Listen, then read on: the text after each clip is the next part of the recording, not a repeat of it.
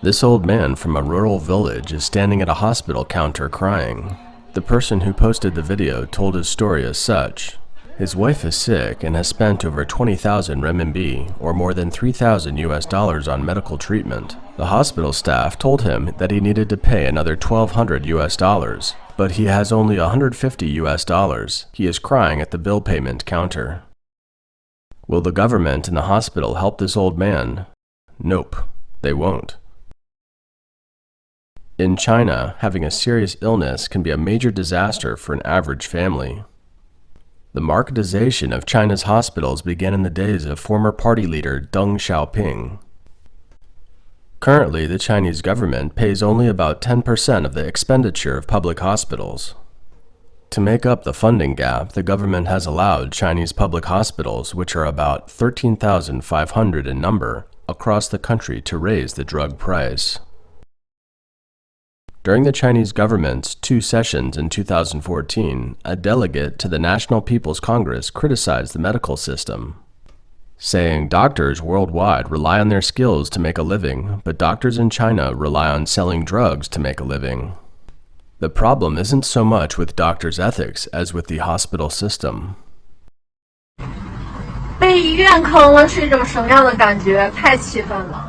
What's it like to be cheated by a hospital? I'm so angry. I was just in the hospital this morning, the second largest hospital in Harbin. I just finished seeing a doctor. After seeing the doctor, I was given a prescription. I couldn't understand it. Can you tell what medicine is written here? Only in the last 2 of the 7 medicines are filled at the pharmacy inside the hospital. The remaining 5 medicines are filled at the pharmacy designated by the hospital. The pharmacy is located near the building where the ear, nose, and throat department is. I thought the pharmacy in the hospital shouldn't be too expensive, but the price is astonishing. Look at my bag of medication. It cost me 800 RMB, or $125.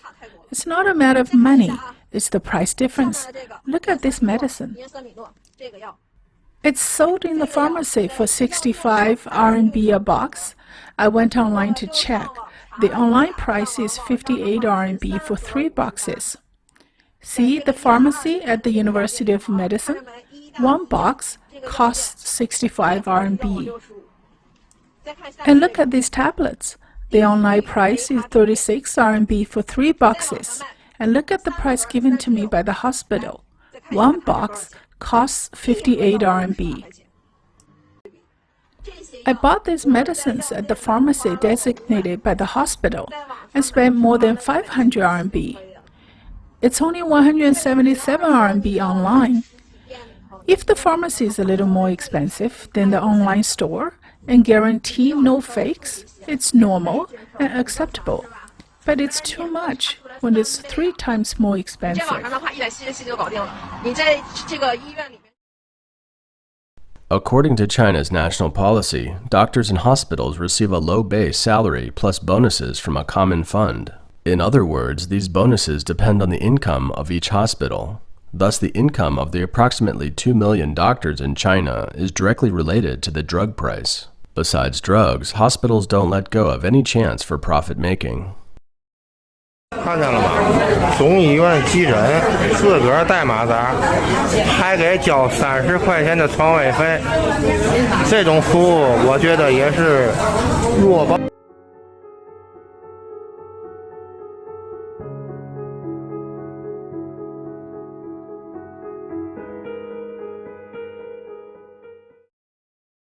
For doctors, receiving red envelopes is another major source of income. A mainland Chinese described to overseas Chinese media, "I have a co-worker who gave the surgeon a red envelope of 50,000 renminbi, or nearly $8,000 for the surgery. Without it, you'll have to wait in line. It's a hidden rule now to give red envelopes for surgery." He also said, if you have a headache or fever, you can buy some medicine. But if you are hospitalized for surgery, you will be in trouble and the whole family will be nervous about it. It might cost one's life savings. Some people have to borrow money for it.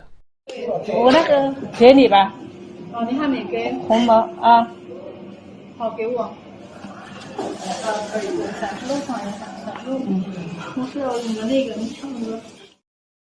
Does China have a medical insurance system? The answer is yes. Not only does China have one, but in the 2020 government work report, China claimed to the world that it had built the world's largest social security system with basic medical insurance covering more than 1.3 billion people. However, Chinese Premier Li Keqiang admitted in a Q&A session that although our medical insurance covers the whole population, the level isn't high, especially for our farmers, whose per capita income is 15,000 renminbi per year or $2,300 per year. It's challenging to bear a serious illness by oneself, and without health, there is no happiness. My child has leukemia. I waited for the corn harvest to make some money to pay for the medical treatment. Who knows, the flood came and flooded the corn.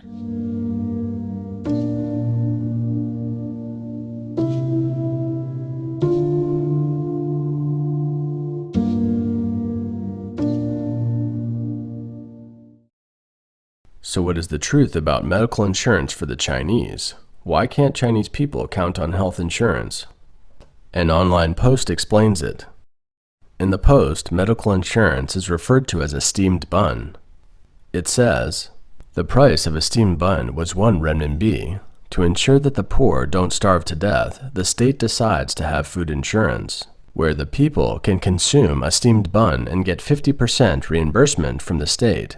Then the price of steamed buns began to rise to 3 renminbi a piece. It's 50 cents more than the price before food insurance was introduced. Who profits in the end? That's the whole truth about our national health insurance.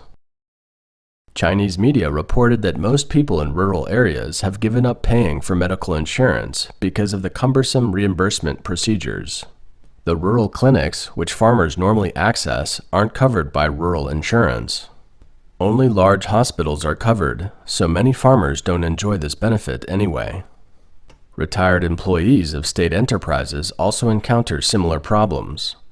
When they see a doctor, they pay out of pocket first, yet there is no definite time when the insurance company or enterprise can reimburse them.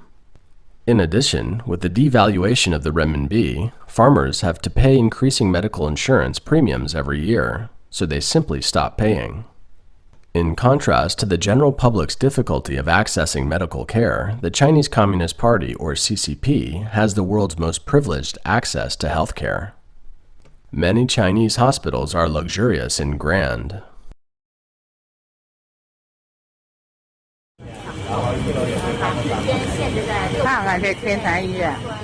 Look at this Tiantang Hospital.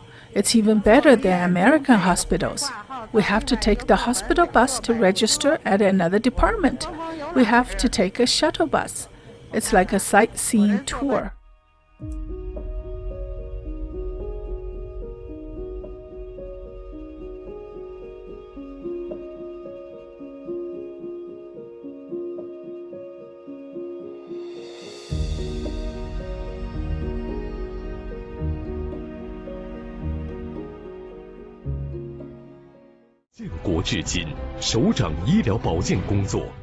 On September 15, 2019, an advertisement for the 981 Chief Health Project from Beijing 301 Hospital was circulated on WeChat.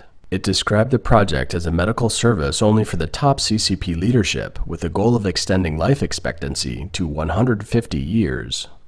The ad was blocked the next day. The reason was inappropriate use of the name or image of state agencies or staff. From the information on Baidu, China's equivalent of Google, 981 Chief Health Engineering Center has a team of medical and health care experts and excellent service personnel who have served the central authorities for many years and has the most advanced preventative medicine and healthcare equipment and molecular diagnostic laboratories in the world. There are 3 major projects in the 981 model: Health Promotion Project or Anti-Aging Project, Youth Reappearance Project, another anti-aging project, and the 150-year-old Longevity Project. The 150-year-old Longevity Project is exactly the same as the advertisement of 301 Hospital, which WeChat deleted. It means that Beijing 301 Hospital has an ambitious goal to extend the life expectancy of the Communist Party leaders to 150 years. In 2006, China Youth Daily, the official newspaper of the Communist Youth League of China, reported that at the second China Health Industry Summit held on September 16, 2006, the Vice Minister of Health disclosed that 80% of China's annual healthcare spending was on party and government officials. In 2006, the total national health expenditure was about 700 billion renminbi, accounting for 5.6% of China's GDP. The government investment was 119 billion renminbi, or 17% of the total health expenditure. 80% of the 119 billion renminbi invested by the government was spent on 8.5 million party officials, while the other 1.3 billion people only got 20%. The Chinese government has allowed hospitals to become profit-making units, leading medical workers to adopt various methods to make money. In Chinese hospitals, those with medical insurance are often treated for minor illnesses, while those without medical insurance die without anyone caring. As a result, the marketization of Chinese hospitals has been accompanied by the frequent occurrences of doctor-patient disputes and conflicts, and even vicious incidents of patients or family members attacking medical staff. The trend of doctor-patient conflicts has become increasingly acute in China. Moreover, there is the problem of corruption. Caijing, a financial news magazine in China, reported on October 19, 2021, that according to public information, at least 19 officials of the healthcare system and 60 hospital directors have been investigated and punished for corruption in the first 3 quarters of 2021. The report said that many of the corrupt practices aren't one-off acts, but have been going on over a long period of time. Chinese media reported a case in 2020 that a hospital director took 110 million renminbi in bribes and 100 houses and 100 parking spaces. When it comes to corruption in China's hospitals, bribes are taken in 3 primary areas. First, medicine procurement. Figures in 2015 show that China spent $115 billion on medicine, second only to the US. Pharmaceutical companies give kickbacks to hospital directors and deans in order to get hospitals to purchase more of their medicines. Not only do Chinese pharmaceutical companies see the opportunity, but the world's top pharmaceutical companies want a piece of the Chinese market. Chinese senior officials and doctors have also become targets of bribes and payoffs. Both international and domestic pharmaceutical companies expect Chinese doctors to use their products instead of their competitors' products when prescribing. Second, medical equipment procurement. After winning a bid, suppliers also need hospitals to prioritize and use their medical supplies for the long term. They usually bribe key hospital officials to secure supply and sales channels. Third, the infrastructure project. The deans have enormous power in hospital infrastructure projects. They have the power to help contractors bypass the standard bidding procedures, which turn the tender process into a mere formality. As such, it's no surprise that some hospitals have seen tofu dreg projects.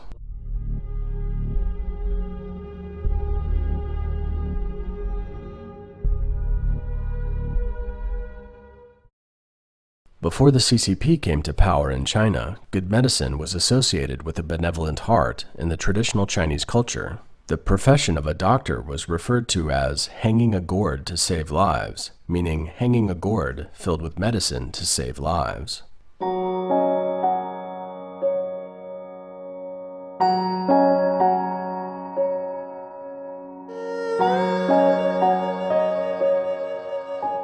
Sun Simiao of the Tang Dynasty was revered by later generations as the king of medicine.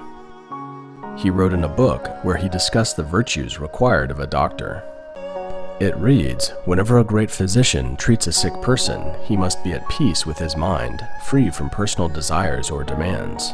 He will first develop a great compassionate heart, vowing to save the suffering of all beings. He mustn't ask whether they are rich or poor, young or old, beautiful or ugly, enemies or friends, or whether they are stupid or wise, but must think of them all as family. Don't avoid danger, day or night, cold or heat, hunger, or thirst and go to the rescue. If you do so, you can be a great doctor for the people, but if you don't, you are a big traitor without virtue. He also wrote, "Human life is of the utmost importance and is worth 1,000 pieces of gold. A prescription to save a life is like a virtue." He turned his clinical experience in medical theories into 2 books named The 1,000 Gold Formula.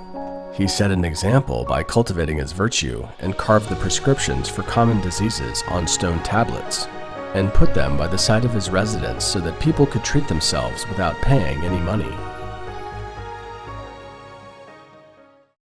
In less than 100 years, the medical profession in China has completely changed and is no longer what it once was. 老人在医院摔倒了，